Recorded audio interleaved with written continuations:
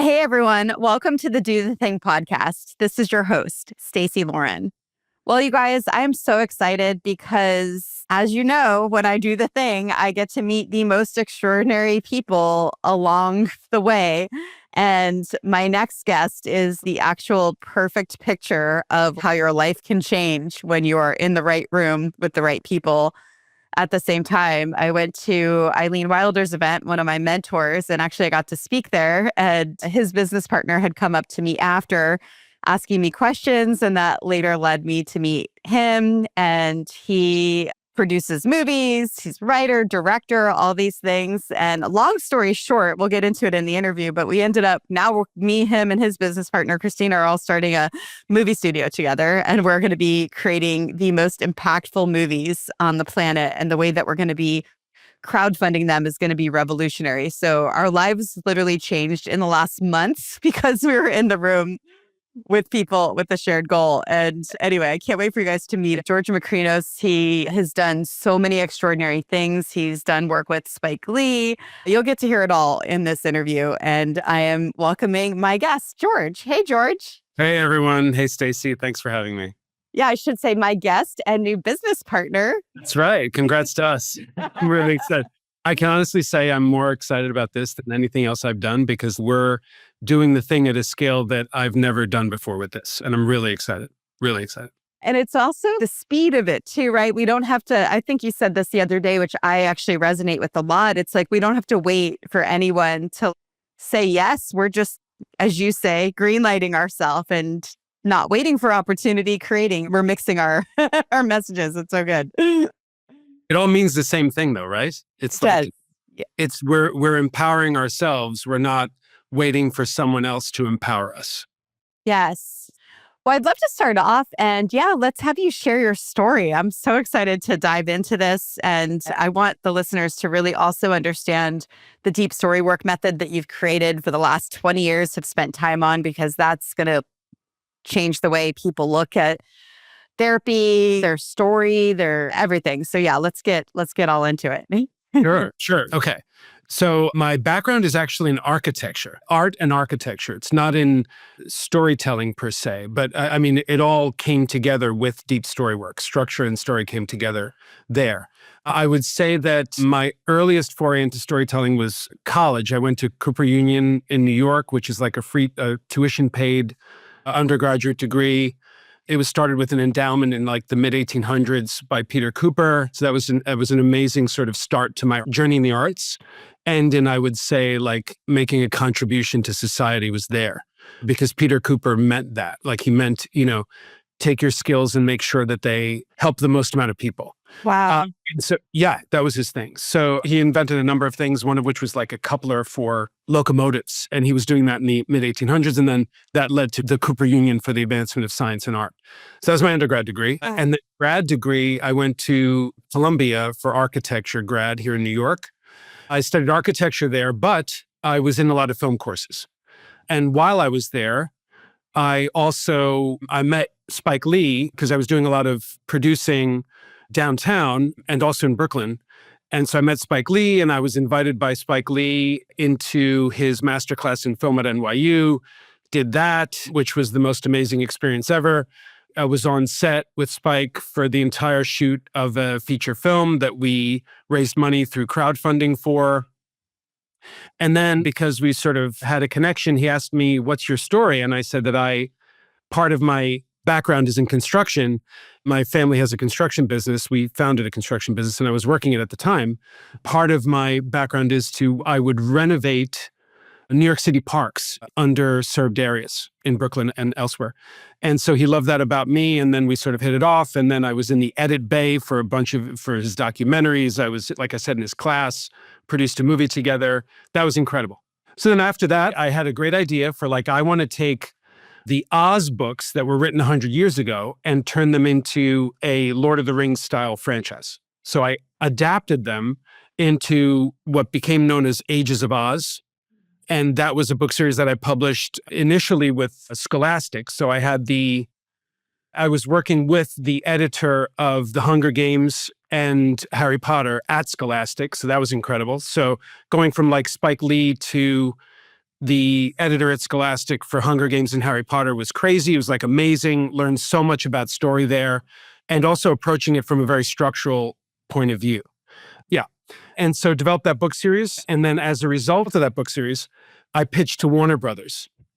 And it was very much like meeting the wizard. I went to Warner Brothers, and like this creative executive's office was like 1,000 feet long, it felt like. And I was walking down his office. He had 1,000-foot long glass desk. That's how it felt when I was, when I was there. And he's like, this stuff that you've created for Ages of Oz is really cool. And it could be the Oz project that we've all been waiting for. But what's it about? He asked me. And I was like, what's it about? Like, I just told this guy what it's about. And I really didn't tell him what's it about. I told him what happens. So I went through plot with him. But I didn't know he was asking me a thematic question. Wow. And yeah, and so that started me on my journey. I would say that's about 17 years ago. Started me on my journey to understanding theme, why stories work, why they don't work, how to uncover the psychological and thematic and emotional core of a story. It really was, that moment was the birth of deep story work. And it's because I was asked a question that I didn't really understand what was behind that question. I didn't get it. And that led me on a journey of studying every single story structure framework known to man, Robert McKee, all of them, basically. And like figuring out which of these were good, what can I use, what are they missing? Can I do something that's more helpful for writers? So anyway, yeah, in that time period, I met and worked with Guillermo del Toro. I was working with his group for about 2 years, which was amazing. Learned a lot there. And then after that, as a result of the book series, the Ages of Oz book series, I met and befriended Stephen Schwartz, who's another multiple Academy Award winner. And I've been working with Stephen Schwartz for the last few years. We're working on something that I can't talk about right now, but I'm very excited to speak about it very soon. And so, yeah. And so all along the way, it really was like little pieces of deep story work were coming to me all along the way. Like, how do you answer the question, what's it about? And I know how to Wow. answer that now, and I can teach that to people. And that's so exciting to me that I spent all this time coming up with this, and now it's time to share it with the world. Okay, I'm so curious. I'm curious about a lot of things, but I'm really curious about how did you go from like being an architect to being able to put those books out and getting with Scholastic? Was there like a do the thing moment there? I mean, how do you even do that? Are you just calling people? Yeah, so that's a great question. So I have never written a query letter. So like everyone who tries to get a book deal or a movie deal, they think it's query letters and cold calling. I've never done that. Wow. So why? And it's because I was thinking like, who is actually doing the thing in this business? Like, who is actually writing these agreements? Who is that? And the answer is lawyers, basically. So this came to me just through research. So I was like, okay, what if I just hire a lawyer and then have the lawyer make the introduction? Because I kept reading, whenever I was thinking about sending a query letter, I would see, we do not accept unsolicited material. I would see it everywhere, And I was like, oh, what does that mean? And then unsolicited means does not have, legal, it wasn't asked for, there's no legal protection involved. And so it's like, oh, okay, I need legal protection. So I went to a lawyer, and the lawyer opened the doors, basically.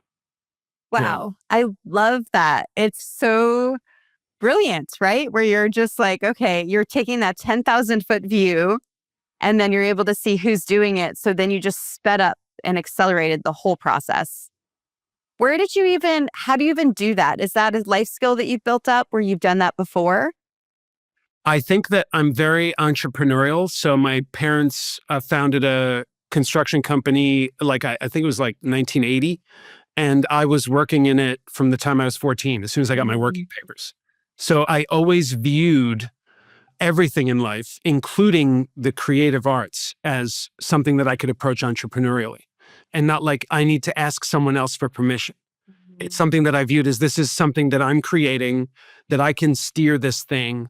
And so how do I do it? Oh, I need a lawyer. Okay, so that's the first stage in steering this thing. And he's on my team, not the opposite, right? Not like I need someone to open the door. It's like, you open the door, but it's not like it's like I chose this lawyer because I knew that he knew somebody that could get me into this thing, and we did it. Yeah. Okay. So what did it feel like when you got the deal with Scholastic? Was that just like shocking to you, or were you like, okay, yeah, I felt this was going to happen all along? Okay. That's a great question too. So the people that I'm working with right now, like multiple Academy Award winners, films grossing in the billions of dollars, I'm working with them now, and it's simultaneously like incredibly amazing, but also like I feel like I belong here, right? Ooh, It's like yeah. both. It's both. Yeah. And they're the most incredible mentors you could possibly imagine, but still I feel like I belong here. Yeah. And I guess I've always had that kind of feeling. And I think that also comes back to the entrepreneurial feeling, which is like entrepreneurship is do the thing, right? It's like we're doing it all ourselves, right?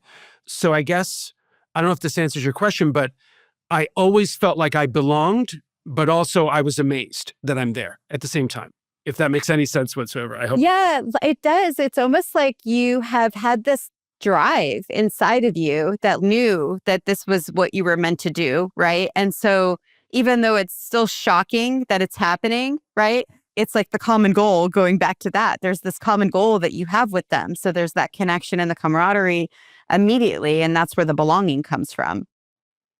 Absolutely. Yeah. Yeah. And like it's carried through, like seeing Spike win Academy Awards and Guillermo del Toro and like all these people who I've worked with. It's like, yeah, it's this feeling of, I mean, I would also say that it's a feeling of they did it and I can too. It's like, I remember this, I think it was a commencement address that Steve Jobs gave, where he said that look around you, the whole world was created by people that are no smarter than you. They just did it. They just did it. Yeah. And so stop talking about it and do it. And like, that was so impactful to me, that commencement address. And think about it, like everything you're doing, Stacey, like with it's like, this is something that's been ingrained in me forever. Yeah. And it's just like you and I came together right at the right time where I had all these skills that I've been building up and you've been doing the thing yourself. And it's like, now we can merge those skills together. Yeah, it's so cool. And it's funny, I realized that we have another commonality now because I don't know if you know, my staffing company was construction based. That was our biggest article. I found out a few weeks ago. Yeah. And so one of my big kind of whys of what actually was even the reason I started speaking was because I wanted to go back to the people that I was helping with the staffing company once I understood the formula for how to help people achieve their goals. And the people lived in transitional centers. We got to help people that it wasn't everything that we did, but there was a piece of our business that was really fulfilling, helping people that were overcoming like alcohol or drug addiction or even coming out of prison and giving people a second chance to get jobs. And it sounds like with you doing the parks and the underserved communities, you're kind of following that same process. So it's just interesting. I'm sure we have like a lot more synergies even there that we don't even know yet. I think so. I feel like we felt it when we, as we started talking more. And now it's all sort of coming out now. Yeah. Yeah. And then what you're talking about with like even what you're doing now, it's still that piece of what got me to even want to do business with you in the first place was that my people community thing where that's why you feel like you belong because you guys have the same goal and you're like, I do belong here. I've been doing this too. So absolutely. Yeah, absolutely. Yeah. It's an amazing feeling. And it's a feeling that everyone can have if you have I said as part of this deep story work course that we started, I've been saying that it's when preparation meets opportunity. So when the opportunity comes and you're prepared, you can feel the way I feel, which is like, I belong here, but also it's amazing. Because like I was prepping this whole time. Basically. Yeah. Okay. So that's where we're going next. So I went on this quest searching for communities and my people. And once I understood the secret to success was being with a group of people with a shared goal, you could share your struggles, your wins, and all the things. And your quest was deep story work. So while I am identifying patterns and obsessively looking at communities and like, what are they doing wrong? What are they doing right? You're doing that with movies, right? Absolutely. What is that? And before we get into it, I don't know if it's like you, but it's like almost, I mean, I can sleep, but it's so exciting to me. Like when I get to look at another community and I'm able to see like what they're doing wrong or what they're doing right, or like someone that isn't achieving their goals. And I'm like, you're missing the group and it consumes me in a way, but that's what my calling is. And I'm just curious for you being deep story work, being the thing that you've been doing that with. How has that been for you? Is it similar to that or how have you been feeling? It's so amazing now that it's out there because some of the people that we're working with story-wise are people that are bringing either the story of their life to bear here with deep story work, or they're bringing screenplays or books that they have written before that didn't have a sort of structural understanding, or they're bringing ideas for something that they want to write to deep story work. So it runs the gamut of story. And what's amazing is that every person is seeing in it a framework to get at the psychological core of what it is they're trying to say. And when I say what they're trying to say, what you have to say in life is only important, as far as I'm concerned, in so much as it applies to the people that you're sharing it with. For me. Right. So here's what I mean about that. Like, I view a story, I still subscribe to 3 acts, but I break the second act into 2. And so why do I do that? So the 3 acts is essentially, for me, the first act is you're basically breaking down your persona, which is your outward appearance to the world. You're breaking it down. The second act is you're going into your subconscious and you're discovering the root core, you meaning you, the person that's writing it, and also the protagonist of your story, because you're expressing something that you have to say about the world. So that's act 2. Then act 3 is where you share it with the world and share it with your people, your group. And the discovery is not important unless it's shared with the group. That's what all story is about. It's about discovering something and then sharing it with your group. And this, like we mentioned Hero's Journey before, that's in Hero's Journey as well, but people don't really see it as much as they should, which is that Joseph Campbell, who coined Hero's Journey, well, I think it was coined as a result of his work, but the hero's journey is you go somewhere, you discover something, and you bring it back to the people and share it with the people. That's the hero's journey. And so it's all about sharing it with the people. Because if you discover something about yourself and keep it to yourself, you've not completed a hero's journey. Right. I hope it's helpful. Like if that. Oh, yeah. Well, and that's where I'm excited with our stuff mixing together, because I'm like, for someone to be able to share it, they have to get over themselves, really, right? They have to be able to get the confidence and the courage to deal with whatever criticism could come, or just to know that they don't need a mask when they're doing stuff. But yeah, I just love what you're doing. And then I think you mentioned something too, where, what was it? Is it like disassociative? It's also a way for you to almost help overcome your stuff because you're not directly connecting it to you. You want to explain that too? Sure. So what I think you're talking about is the conscious detachment. That's it. Is what I think you're talking about. Yeah. So essentially, I'm doing this with one person in particular where I ask them just write out the major moments of your life, stream of consciousness, don't edit stuff, just stream of consciousness, I said. And we're going to begin to do what we call narrative mapping, which is that I have an idea of how stories work. It's called deep story work. You know what? Before we continue, let me just define it because I wrote it down in a sentence to define it. So deep story work is a character-based story development framework. So it's a development framework for story that helps you discover the psychological core of your story to eliminate guesswork and ensure the greatest narrative impact. Wow. That's what deep story work is in a nutshell. So good. And so let me get back to this. So one person that we're working with wrote out all the elements of their life.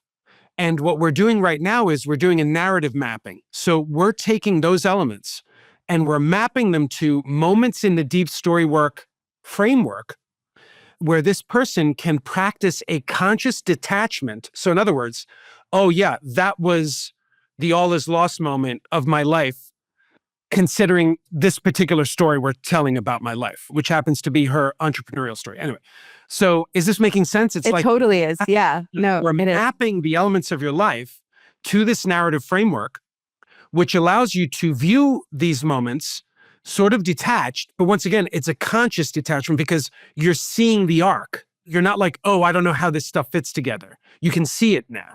And then when you see it, it simultaneously has less power over you and also gives you more agency to see, oh, this is the lesson I learned here. And this is how I apply it to the next act of my story. Wow. That is so powerful.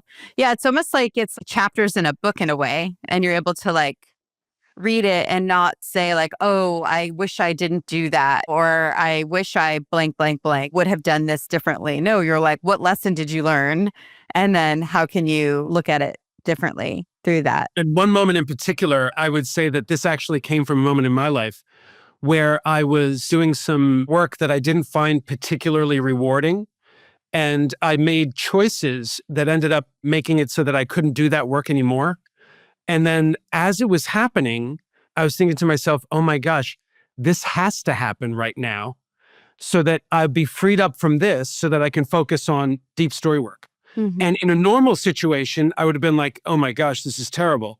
But because I could practice this conscious detachment, I was like, okay, let me fast forward to the next act.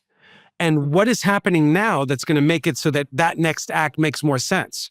And that's the sort of conscious detachment I'm talking about. Yeah. It's conscious because you're viewing it constructively rather than viewing it as a victim of external events.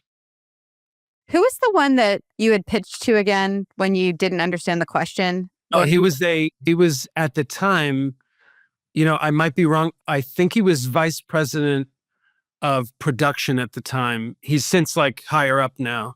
Hmm. He was a Warner Brothers. It'd be cool if you thanked him. Yeah, absolutely. Yeah, that's right. We're going to do that. I'm working with a different studio now, but yes, I will do that. I will do. Be like, thanks for asking me that question.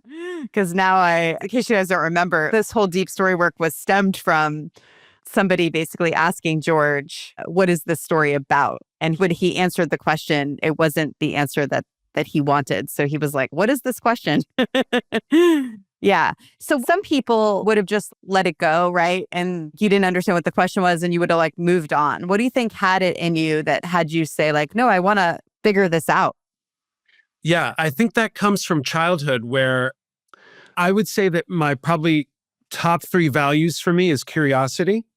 And so, and I think it comes from constantly asking my parents questions. As a child, I did some shadow work and arrived at this reason. And so I was constantly asking, hey, why this? Why that? And I feel like my parents, because they were so busy, they weren't as forthcoming with information as I needed as a child. Oh, so here's conscious detachment for you. Check this out. Okay. Yeah, let's do some conscious detachment right now. So as a child, I would ask my dad questions and I'd ask my mom questions. And my dad was too busy because he was working. He was running a business, had 3 kids, multiple properties in New York City. My mom was raising kids. She was working the properties and the business. So I wouldn't get information from them or enough information for a child that's a sponge, right? So that led to me becoming, now I can look back at that and be thankful that they didn't have time to answer my questions, because that led to this restless, insatiable curiosity that I have now. And I will tell you that for a long time, I was upset about it. And I harbored feelings of why didn't my parents stop what they were doing to answer my questions? Why was work more important than answering my questions? And now looking back, I'm grateful to them for that situation. Let's say I'm grateful to the universe for that situation, because it led to me having this insatiable curiosity that led to when I get asked a question like, what's it about? I won't give up until I understand how to answer that question better than anyone on the planet, basically. And that's what it became for me. Wow. Where now my partners right now in this project I'm working on, Academy Award-winning partners, when they asked me, what's it about? I was ready with the sentence that when I said the sentence, their eyes lit up and I knew that I got them, basically, because it's now I know how to answer that question in a way that's universal and in a way that gets people to ask me more instead of me offering more. So, right, everybody wants to know how to get an agent. That's the wrong question. The question is, how do you get an agent to want you? Is the right question. Wow. Yeah. That's the right question. Yeah. Oh my gosh. Did I answer your question, Stacey? It totally did. Yeah, because I look at it as life assets. And I always like to stem back as where the dots connected and how you're able to do certain things. For example, when I first started my podcast, I was really nervous and I wouldn't even hit publish. I was really nervous. And it wasn't until I was interviewing Anastasia, who had actually she's in Ukraine during the war and was 3 weeks out of the war, basically. And I had to interview her. And I just felt the pressure of wanting to get her story right was so in me. And so anyway, somehow I remembered back to me interviewing people like with my staffing company. And I would do that with companies and with people. And I was like, wait, I'm doing the same thing. Why am I so nervous? I already have done this before. And so it's like connecting the dots to those life assets. So I love doing that in these interviews because now we've really identified your insatiable curiosity is how you're able to do the things that you're doing and why you've been able to uncover the deep story work method, which is amazing. Yeah, thank you. I believe that. Yeah. And I'm so excited to see how we together take that to the next level. And I think the answer is we're going to do global stories together, which is incredible when you think about it, right? Oh my gosh. Yeah. Let's talk about that. Well, sorry, before we go there, I want to ask, so when you were identifying deep story work, was that you watching movies, writing down? What did that insatiable curiosity lead to during that time? How did you actually notice the patterns? Yeah. So it was really a confluence of so many threads. And so one of them is I would read a story structure expert, like I believe it was John Truby. And so he would say something and I would be like, okay, that's cool. He would read something. I was in his course and stuff. I would read something and be like, that's cool, but it just feels like something's missing. So what's missing, basically? And that happened with a bunch of different story structure, let's call them gurus, for example. Another one, Robert McKee. Another one, I was in Scott Meyer's course. He has another course. And so an element would come from there. And then what I realized was like, I'd get things from people that I was working with, whether it's the Scholastic group, I was with Simon and Schuster for a while. They asked me questions and it would be like, what do you have to say? Or what are we saying with this? And then what I realized is that at the core of this, and like I just keep trying to go back to core first principles. Keep trying to go back to first principles. So the first principle of all this is that we have things to say and we can get really good at making the things that we have to say universal so that they apply to as many people as possible. And I think I might be veering off course with your question, but I'll try to bring it back. But it really was taking pieces of everything that I was getting and combining them into the root of it, which is we are all humans, root of it. And we're telling stories about humans. I understand that it's sometimes there's fantasy creatures or whatever, but that doesn't matter because a lot of times the fact that it's fantasy allows us to free ourselves from it and just take the themes and take the learnings from these stories. So in a lot of ways, fantasy teaches us more about us than reality does. In some ways it can. So anyway, I'd watch something and I'd be like, okay, this thing really represents a collective fear. So it's a collective fear because it's like we as humans, let's just talk about aliens, for the movie Alien or Aliens, for example. We have this fear of technology that is manifested in this alien. Another Terminator is the same thing. It's essentially the same exact story. Terminator, Aliens, the same story, which is that antagonistic force is a manifestation of a collective fear. And we're like, oh, okay. So we're fighting the collective fear in the third act. What do we need? How do we get prepared to fight a collective fear? Well, we need to understand our internal fears in order to get the strength to fight the collective fear. And it was like, oh my God, that's the second and third acts of a story. And I'd read Shakespeare and I'm like, it's right there. It's in Shakespeare too. It's like, it goes across all of story. I'm not sure if that answers it, but that's kind of what's coming to me. Yeah, because you're basically saying how you were able to identify this pattern of being able to figure out deep story work, which is, I think, really good for people to understand. And whether that's like maybe you at some point talking to the listener actually like gets asked a question you don't know. And then all of a sudden you're like, well, I want to know the answer. Or maybe like for my example, mine came from like massive disconnection that I've had in my life and was craving to find the secret to community once I realized that was the secret to helping people achieve their goals. Wow. So yeah, it's really good to kind of like track it back because that's part of what we're here for, right? Is we figure out what's the deepest thing inside of us that we can now do the thing with. Yeah, absolutely. I mean, I think part of the reason why I resonate so much with your do the thing and your my people is because of what I just said. It's like the learnings are only important in as much as we share them with those around us and then with the broader world. Okay, so let's fast forward now. I met you at Eileen Wilder's event with Christina, who is amazing. And I don't even know, I just feel like we're all in this like bubble of just pure happiness at the moment, which is what we're doing together. And before we kind of talk about what it is, I know I mentioned it a little bit in the intro, but we'll go in a little bit more detail. But what even got you to go there? How did you end up there? Oh, right. Okay. So I've known Christina for, I think, since 2005. So I think we're going on 19, 20 years now. And so I've been developing my story work through the publishing business and the film business. And she was working on, I don't really want to use the wrong terms, but I guess let's call it like online or internet entrepreneurship, business building. Maybe you could help me with those terms. Yeah. I'm not really sure. I'm new to that. Funnel. Oh, yeah. Funnel hacking. Yeah. I just learned what funnel hacking was yesterday. I was like, oh, I get it now. Yeah. Yeah. I'm totally new to that. And it's great. And so she was talking to me about what she did with her father in terms of selling one to many. And I was like, oh, okay, cool. It seems to me like deep story work is something that would work there in that world. And she was like, yeah, it would. And I was like, okay, great. So she said, why don't we go together to this event? And she set it all up. And I showed up. I had no idea what it would be like, none whatsoever, but we had to do the thing. So Christina is my first do the thing. And then she made you happen. Stacey, so it's like, I'm so grateful to Christina. I'm so grateful to Christina. So we go to this event and it's basically, okay, one to many, but Christina said, let's try to do something a little different. Let's try to come up with $1 million offer.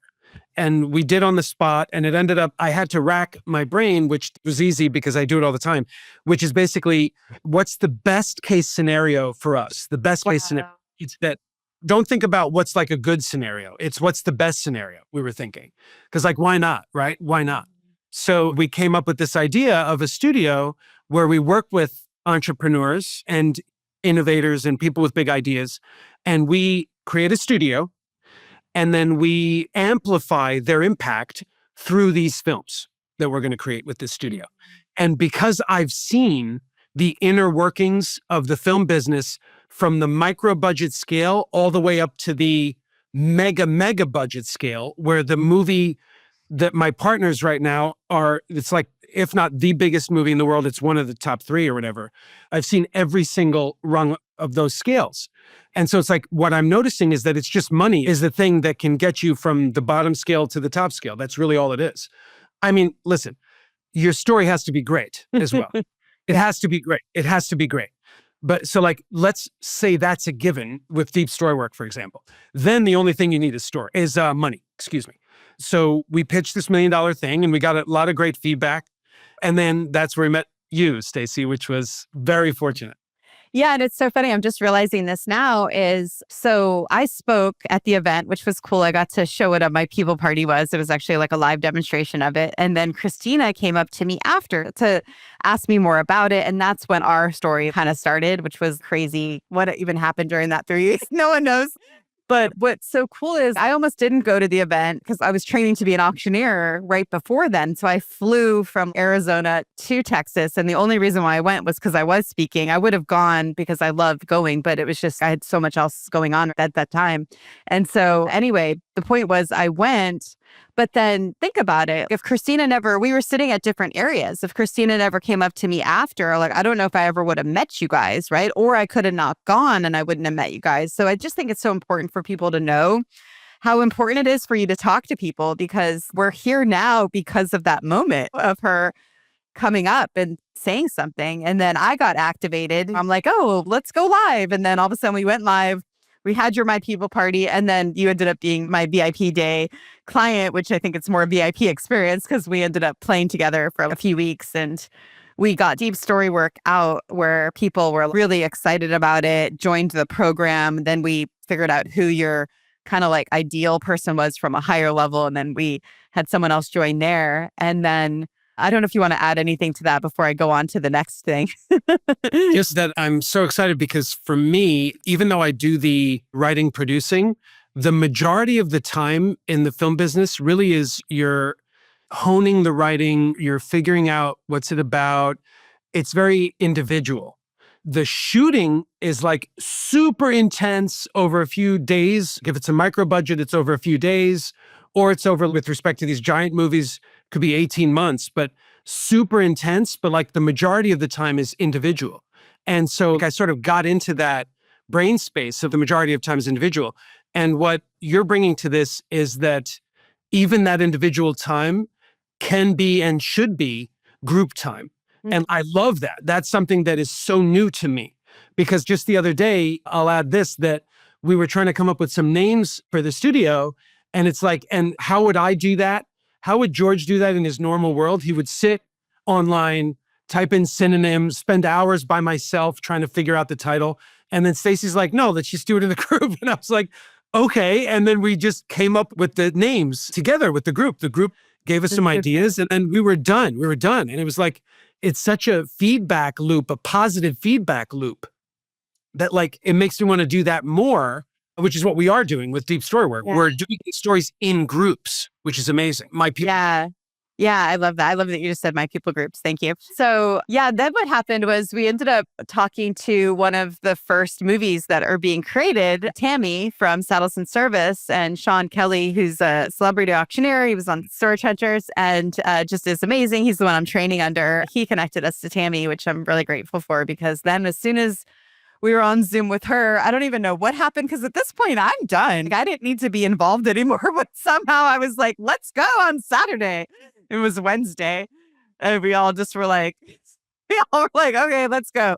And so she basically helps people. She's actually combating the suicide rate with veterans, active military, first responders through using equine therapy, and also by being in community together. And so it's amazing what she's doing. And I just felt like I had to go. And then you guys said yes.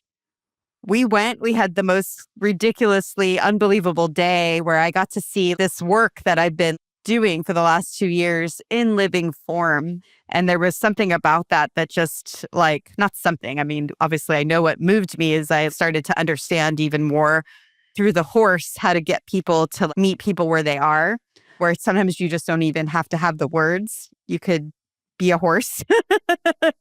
And for online, it's actually the lurker, right? You could lurk in a Facebook group. And so anyway, it was a whole nother thing that I got to learn just from seeing that. And then I think I was like, I don't know what this is, but I feel like I want to keep doing this. And I don't know if it's like a studio or whatever. And that's when I got to hear what you did with Eileen, because I wasn't there that day when you guys told her what you were looking for. Yeah, it's really exciting. It's been a wildly rewarding month and a half, I guess. And I think that the last few weeks of it was when it's really real and we're seeing it happen. And we sort of, I'll speak for myself, that I can see the impact that we can make. And that's the most exciting piece of this. It's that we can have a global impact, and we're doing something that is, you are doing something that's unprecedented financing wise. And I think that, like I told you, it's going to be studied and modeled. It's amazing. Yeah, thank you. It's like the energy from each of us is getting us to amplify our own gifts, right? And so we're going to be crowdfunding these films a few different ways. One is we're looking for $1 million sponsor. So if you are listening and you know someone that would want to be featured in this film and use their products and their brand as a way, feel free to let us know. So that's going to be one way. And then the second way is I'm using these charity auctions that I'm learning how to do, and I'm going to just be experimenting with them in my local area until we do a big gala, which will be a Greenlight giving gala, where we do the big $500,000, $1 million hour that we get to do. And then the third leg, which is the one that George is referring to, which actually there's 4 legs now I think about. Third leg, what George is referring to is we're doing it actually for entrepreneurs. We're actually just invited Tony Robbins. We'll see what he says, but we basically just recorded a video inviting him to speak at this. It's going to be another Greenlight Giving Gala, but it's specifically for entrepreneurs using the knowledge that they already have, like masterminds or fly on the wall experiences or dinners at people's houses or programs and things like that, and auctioning those off. And then the other leg is we're doing just like a regular crowdfunding thing on GoFundMe. So we have a lot of different ways that we're going to be doing it, which is exciting because we get to kind of like, once you pump it up, it's like, okay, now go, pump it up, now go, pump it up, now go, pump it up, now go. And whichever one ends up being the one that's the biggest revenue generating, then I get to focus on that. But I'm really excited. Just from the challenge of that has me so excited. Yeah, it's beyond exciting for me too. It's like I'm so confident in your ability to rally people. And I'm also confident in my ability with what I'm doing and what Christina is doing. Like the speed with which she's moving is unbelievable. And so it's like when you have a team like that, I feel like we can shoot for the stars. And like, I feel like there's a good chance we're going to get there. And I'm really excited about that. Yeah. So for you guys listening, hopefully we didn't lose you here because now we're like all talking. It's so interesting in terms of like where we're at. We're basically creating movies for people. And one of the things we're looking to do is people that have nonprofits. It would be amazing to be able to tell that story. Do you want to share? Is it because it's like the way you worded I really like is real life is better than fiction, but these are based on real life stories. Maybe just share a little bit about that piece too. Yeah. So even though we're working with charities, these are not going to be documentaries. These are going to be based on a true story, based on real life, but they will be fiction stories because we do want to, I personally want to do everything I can to get these to the Oscars in Oscars contention, not documentary contention. And I believe, like Stacey just said, real life is stranger than fiction, and it's in a lot of ways more powerful than fiction. So what we're going to do is we're going to take the best of both worlds. We're going to take these real life stories and then bring deep story work to them. And hopefully the result is something that everyone finds very powerful and impactful. Yeah. And then we're also doing people that aren't nonprofits, just people with really impactful stories that will have the deep story work method touched on it. So it's got a lot of things. So for you guys listening, there's a lot of different layers that you can get involved with what George is doing. There's one layer, which is, well, one is just by even figuring out who you are in the world and what you want to do and what impact you want to make. There could be just even that level. Because I mean, I've paid hundreds of thousands of dollars to get coaching on the same thing that your deep story work method, is helping people with. Then there's another level where maybe you want to use that to write a book or do a keynote talk or whatever is in your heart to do next. So there's that level. And then the other level is create a movie from it, right? And so there's just a lot of different ways that this can actually be applied, which is really exciting from either a personal growth level to actually creating something really meaningful and legacy driven too. Yeah.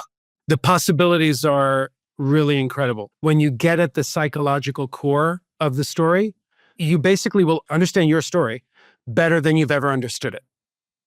And that understanding is something that once you have it, the sky's the limit with the story at that point.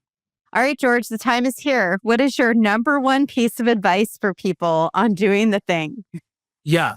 So I'm going to say number one piece of advice, and this is something that Stacey is teaching me day to day, is that analysis paralysis, it's perfect is the enemy of good. Let's get started. And it doesn't matter how we get started, we're going to take the first step, because I do believe there's that famous saying, I don't know where, if it's from the I Ching, I have no idea, but it's like the journey of 1,000 steps starts with one. And so take that first step. If you take that first step, then the second, the third, the fourth, the fifth, they'll all get easier. And you'll see that you're climbing that mountain and getting to your goal. And is there anything I didn't ask you that you wish I asked you? Oh, wow. Do I have any fears, I would say? Do I have any fears or trepidations going into this, I think? Oh, that's a great question. Yes. Tell us. Tell us. I can't say that I have fears right now because it's not just all on my shoulders. It's like I have a great team. I have a great team. And my team, Stacey, Christina, everyone else that joins up with us, we're going to lift one another up and we'll get where we need to go. And where can people find you? I'm like, do we know how do they, if they want to get into deep story work or just even follow along on your journey, how can they connect? Christina made a Movie Deal Secrets Facebook page. I think that's a way to start. Okay, cool. We've been so busy the last few weeks. I don't think we've updated that. And I apologize for that. I'm doing my best with social media. I'm not terribly good with social media. I really apologize. And that's been true of my book series as well. People are like, you're not replying to Facebook. And I'm so sorry. I need an assistant. We're going to get these, get an assistant, but I'm doing my best. So let's do Movie Deal Secrets Facebook page. I love and that. I think I have a Gabriel Gale Facebook page also. We could do that too. Just don't expect him to respond. Yeah, I'm sorry. I'm going to get better at that. I apologize. Oh, Ages of Oz Instagram as well. Oh, cool. Okay, great. Amazing. Oh my gosh, this was so much fun having you on. Thank you so much. Thanks for coming into my life. I feel like since we met, it's like the thing I've been working so hard to do and help people with, you've helped me realize. So anyway, I just appreciate having you as part of this whole thing. I'm so excited for what we're about to do together too. The feeling, Stacey, is truly mutual. I've spent 20 years developing this, and now I see the path for it to reach its greatest impact with the world. And I couldn't be more grateful or happier. Aw. All right, you guys, thanks for joining, and do the thing. Don't wait for opportunity. Create it. And hey, guys, have you checked out my Facebook group yet? Go to dothethingcollaboration.com.